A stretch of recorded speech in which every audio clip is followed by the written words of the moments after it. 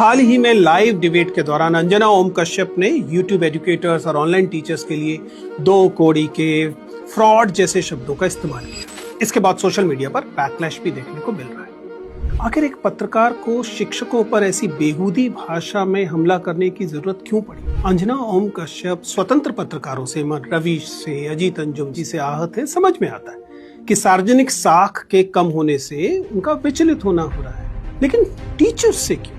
स्वाभाविक है कि नीट को लेकर, एनटीए को लेकर, सीबीएसई के मामले को लेकर सरकार से या सत्ता से सवाल पूछने का काम स्वतंत्र पत्रकार ही नहीं कर रहे थे, बल्कि वे टीचर्स भी कर रहे थे, जो अपने स्टूडेंट्स के साथ इन मामलों में आकर खड़े हो गए। अब ये चूंकि अटेंशन इकॉनमी है और शिक्षकों के पास भी थोड़ी बहुत अटेंशन आ गई है, इस बात ने अंजना जैसे पत्रकारों को खुद के लगातार इर्रेलेवेंट होने, अप्रासंगिक होने का एहसास कर, और इसीलिए वो तमाम गरिमा और भाषा भूलकर विफर गई। कोचिंग और यूट्यूब में शिक्षा का कारण नहीं इतने स्वीकार्य और सम्माननीय बन गए, बल्कि यह उस पूरी औपचारिक शिक्षा व्यवस्था तंत्र यानी कि प्रशासन की ही नाकामी से उपजे है, जिनका इसी प्रशासन का काम था कि युवाओं का मार्गदर्शन किया जाए सामान्य तरीके से। मैं बिल्कुल नहीं कह रहा हूं कि टीचर्स को सेलिब्रिटी बना दो। मैं ये भी नहीं कह रहा हूं कि लाखों स्टूडेंट्स जो हैं उनकी जर्नी आसान बनाने वाले लोगों को आप अचानक दो कड़ी का कहने लगे। उनके कंट्रीब्यूशन को भी एक्सेप्ट करना चाहिए।